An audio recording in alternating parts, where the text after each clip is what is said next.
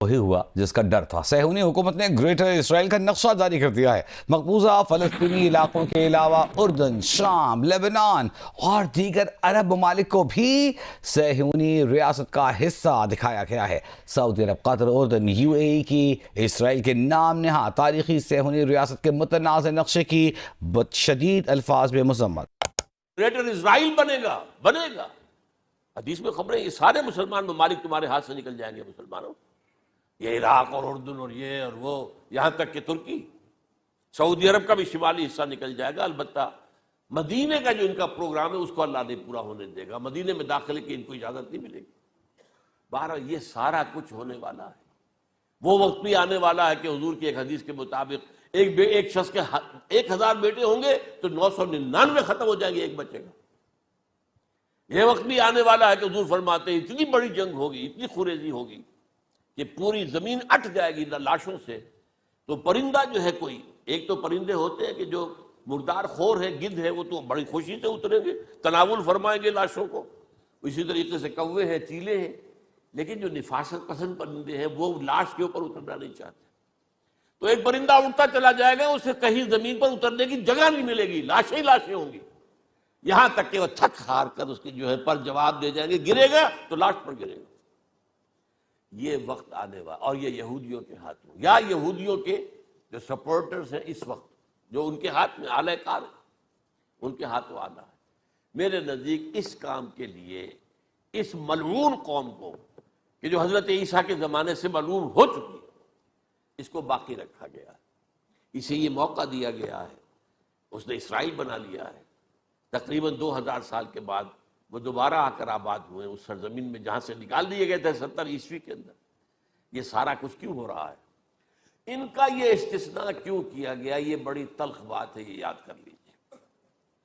کیونکہ یا تو قوم اسی وقت ہلاک کر دی جاتی، جیسا کہ ہوا قوم نوح، قوم ہود، قوم عاد، قوم ثمود، قوم شعیب، یہ ہوا کہ نہیں ہوا؟ اور سدوم اور عمورہ کی بستیاں جہاں حضرت لوط بھیجے گئے، اور آل فرعون جو ہلاک کیے گئے، یا تو پوری قوم ہلاک کی جاتی؟ نہیں، یہ یوں سمجھیے کہ اس پورے معاملے کو درمیان میں سے ایک وقفہ دے دیا گیا، حضرت عیسیٰ کو اٹھا لیا گیا، اور حضرت عیسیٰ دوبارہ آئیں گے۔ یہ کیوں کیا گیا؟ اب اس میں بڑی تلخ بات آپ سے کہہ رہا ہوں، یہ آپ کے لیے قبول کرنا آسان نہیں، حلق سے نیچے اٹھنے کی مشکل سے۔ اس قوم کو زندہ رکھا گیا ہے جو ملعون اور مغضوب علیہم قوم ہے۔ سب سورہ فاتحہ میں مفسرین لکھتے ہیں ضالین، یہ نصارہ ہیں، اور مغضوب علیہم یہ یہودی ہیں۔ اور قرآن کہتا ہے لعن الذین کفروا من اہل الکتاب علی لسان داؤد عیسی ابن مریم، لعنت کی گئی ایک ملعون اور مغضوب قوم کے ہاتھوں آخری امت محمد، اور اس کا بھی بہترین حصہ، اس پر عذاب ان کے ہاتھوں آئے گا۔ عربوں پر عذاب یہودیوں کے ہاتھوں، اس لیے ان کو بچایا گیا۔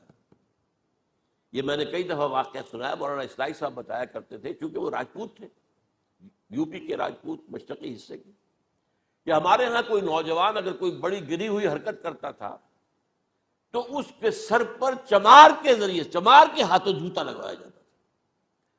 اگر راجپوت کے سر پر راجپوت کا جوتا گرا تو چلو تکلیف تو ہوئی، لیکن یہ کہ راجپوت کا جوتا گرا ہے نا، پڑا ہے، لیکن راجپوت کے سر پر چمار کا جوتا، جس کو آپ انگریزی میں کہتے ہیں to add insult to injury, وہ تکلیف بھی ہے جوتا کھانے کی، اور انسلٹ ہے کہ ایک چمار مار رہا ہے۔ یہ امت سب سے خیر امت ہے، کنتم خیر امت اخرجت للناس۔ اس کے لیے عذاب بھی بدترین آئے گا، اور کن پر آئے گا؟ اس امت کا جو اصل نیوکلیس ہے، عرب، جس کے بارے میں حضور کی حدیث موجود ہے ویل للعرب، عرب کے لیے بہت بڑی ہلاکت ہے۔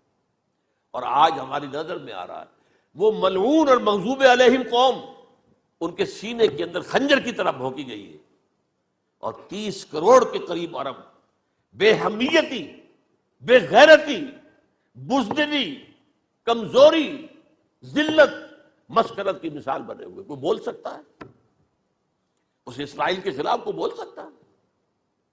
30-35 لاکھ آدمی ہے اسرائیل کے اندر یہودی، اس سے زیادہ تو امریکہ میں 50 لاکھ کے قریب، کل 1.25 کروڑ آدمی ہے یہ یہودی پوری دنیا کے اندر۔ لیکن دیکھیے جو چاہتا کرتا ہے.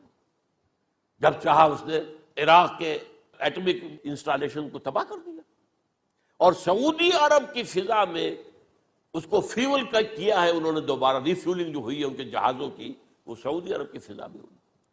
اللہ تعالیٰ نے یہ کوڑا ان مسلمانوں کے لیے رکھا ہوا ہے کہ جن کے رتبے ہیں سوا، ان کی سوا مشکل ہے.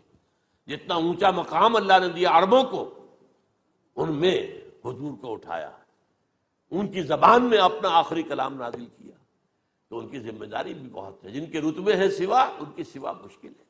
یہ ہے میرے نزدیک واللہ اعلم.